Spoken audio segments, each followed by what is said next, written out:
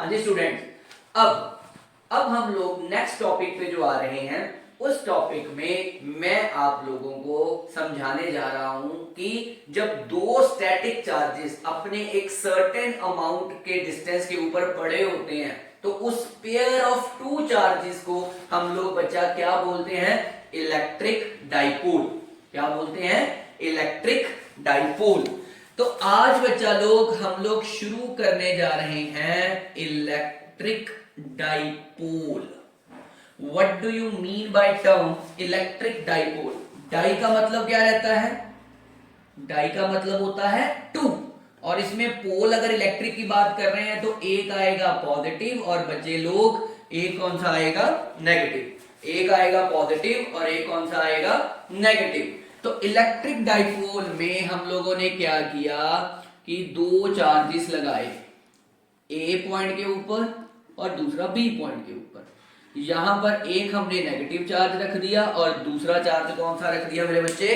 Positive charge. एक negative और एक पॉजिटिव, और इसको सेपरेट करवा दिया कुछ डिस्टेंस से, 2l से। एक फाइनाइट डिस्टेंस से इसको क्या करवा दिया है?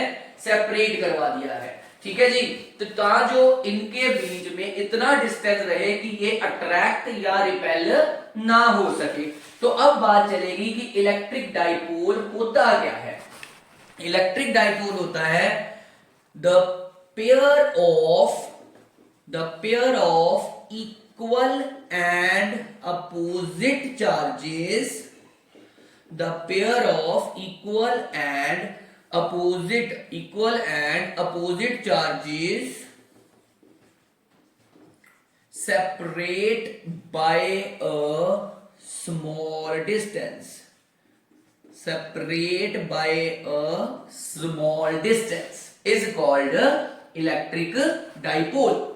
Is called electric dipole. कि पेयर है इक्वल और अपोजिट चार्जेस का, जो स्मॉल डिस्टेंस से क्या हुआ होता है? सेपरेट हुआ होता है। जो स्मॉल डिस्टेंस से क्या हुआ होता है बेटा? सेपरेट हुआ होता है। कि जैसे कि मैंने आप लोगों को अभी बताया कि मेरे पास दो चार्जेस हैं, एक नेगेटिव और एक पॉजिटिव। एक नेगेटिव और एक कौन सा है? पॉजिटिव। अगर इसमें एक एमसीक्यू क्वेश्चन आ जाता है कि नेट चार्ज कितना होता है डाइपोल पे? नेट चार्ज ऑन डाइपोल, अगर हमारे पास एक पॉइंट पॉजिटिव है और एक नेगेटिव है तो उसके ऊपर बेटा नेट चार्ज कितना होगा? उसके ऊपर राजे हमारे पास जो नेट चार्ज आएगा वो आएगा 0। नेट चार्ज कितना आ जाएगा? 0। तो यहां से एक खासियत है कि आपको एक एमसीक्यू पूछा जाता है कि find out the total charge on the electric dipole, और टोटल चार्ज इलेक्ट्रिक डाइपोल पे मेरे बच्चों होता है 0। टोटल चार्ज हमारे पास क्या होता है? 0। अब बच्चे लोग मैं आपको इलेक्ट्रिक डाइपोल मूवमेंट समझाने जा रहा हूं, मतलब उसका डायरेक्शन फाइंड आउट करेंगे, बिकॉज एक वेक्टर क्वांटिटी है। तो अब हम लोग डील करने जा रहे हैं इलेक्ट्रिक डाइपोल मूवमेंट। अब क्या फाइंड आउट करने जा रहे हैं? Electric dipole movement. Electric dipole movement. अब इलेक्ट्रिक डाइपोल मूवमेंट क्या है? आप देख पा रहे हो कि एक मेरे पास जो एक चार्ज है A और दूसरा चार्ज है B, और उसको मेरे बच्चों मैंने सेपरेट करके रखा हुआ है 2l डिस्टेंस से। ठीक है जी। तो अब एक मेरे पास यहां पर एक नेगेटिव है और इधर मेरे पास क्या है राजे? पॉजिटिव है। ठीक है। तो नेगेटिव और पॉजिटिव के बीच का जो एक डिस्टेंस है फाइनाइट, वो है 2l, जहां से ना अट्रैक्शन हो रही है ना रिपल्शन हो रही है। ठीक है जी। एक फाइनाइट डिस्टेंस है। तो डाइपोल का जो डायरेक्शन होता है वो ऑलवेज होता है from negative to the positive charge. Dipole का जो डायरेक्शन होता है वो कहां से कहां होता है? From negative to the positive charge. तो इसको हम लोग किससे रिप्रेजेंट करते हैं? स्मॉल p वेक्टर से इसको बेटे हम लोग रिप्रेजेंट करते हैं। और इसका फॉर्मूला क्या बनता है? q into 2l।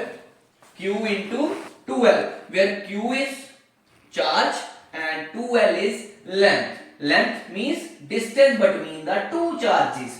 ठीक है जी। तो इसका फॉर्म, इसका डेफिनेशन क्या होएगा? The product of magnitude of either charge, मतलब चाहे नेगेटिव हो चाहे पॉजिटिव हो, तो हमने मैग्नीट्यूड ले लेना है। The product of magnitude of either charge and the distance between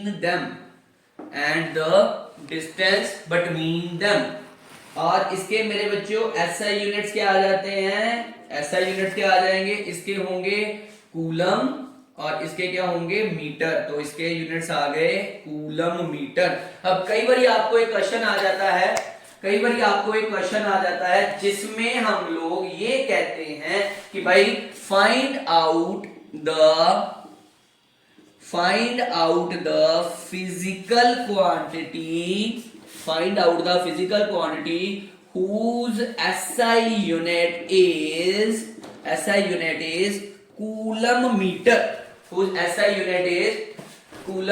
metre. तो कूलम मीटर जिसके SI यूनिट है वो कौन सी फिजिकल क्वांटिटी